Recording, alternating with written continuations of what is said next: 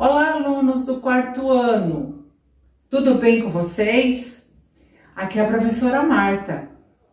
E nessa aula vamos estar explicando sobre os sinais de pontuação. Acredito que vocês já conhecem alguns sinais de pontuação, como o ponto final, o ponto de interrogação, o ponto de exclamação. Mas vamos estar vendo outros sinais de pontuação importantes para usarmos nos diálogos, no discurso direto. Então, o objetivo dessa aula, que vocês aprendam a aplicar adequadamente a pontuação na construção de diálogos, que é o discurso direto, e de acordo com a função social de cada sinal. Então, vamos iniciar com o ponto final. Usamos no final de frases, marcando uma pausa mais longa. Vamos ao exemplo? Carlos Drummond de Andrade é um dos célebres autores da nossa literatura.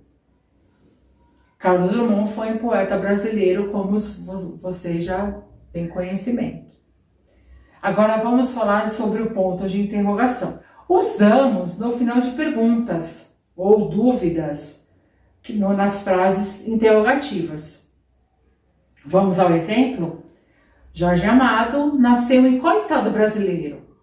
Olha a importância do sinal de interrogação. É uma pergunta.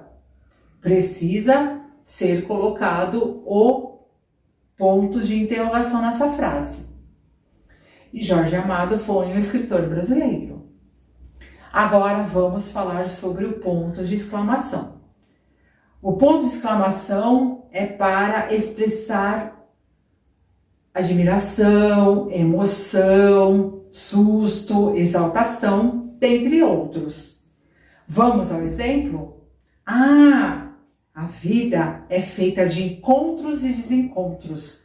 E Vinícius de Moraes soube celebrar cada momento com a sua arte sublime. Vinícius de Moraes foi também um poeta brasileiro, como vocês já têm conhecimento também. Agora vamos falar sobre os dois pontos. Os dois pontos usamos antes de uma explicação, de um esclarecimento. Agora o exemplo. Mário Quintana é um poeta imortal da literatura brasileira. Suas palavras delicadas e profundas continuam a encantar leitores de todas as idades. Os dois pontos para mostrar palavras delicadas e profundas de Mário Quintana. E Mário Quintana foi um poeta e tradutor brasileiro. Agora vamos falar sobre o uso do travessão, que usamos no início de uma frase do discurso direto.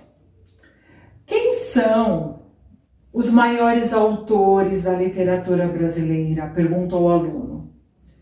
É necessário usarmos o uso do travessão. Está iniciando uma frase, o aluno está fazendo uma pergunta. Necessário colocar o travessão. Agora vamos falar da vírgula. A vírgula indica uma pausa. Separa termos enumerados. Exemplo. Os maiores autores da literatura brasileira são Carlos Drummond de Andrade, Manuel Bandeira, Vinícius de Moraes, Mário Quintana e Cora Coralina. Então é importante colocarmos vírgula em cada nome, separando cada um. Agora vamos ver vírgula usando o vocativo. O que é o vocativo? É um chamamento, é uma evocação. Ruth Rocha, suas palavras tocam a alma e encantam corações. Ruth Rocha é uma escritora brasileira que está entre nós. Agora vamos falar sobre a vírgula no aposto. O que é o aposto? É uma expressão que explica outro termo da oração. Então, usamos a vírgula para separar um termo do outro termo, isolando esse termo, colocando entre vírgulas. Vamos ao exemplo?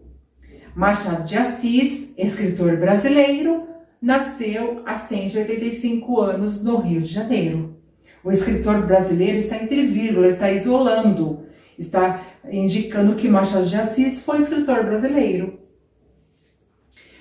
Concluindo essa aula, os sinais de pontuação é fundamental o uso adequado para que o diálogo, o discurso direto, possa ter significado, sentido e com o intuito de quem ler possa entender. Até mais!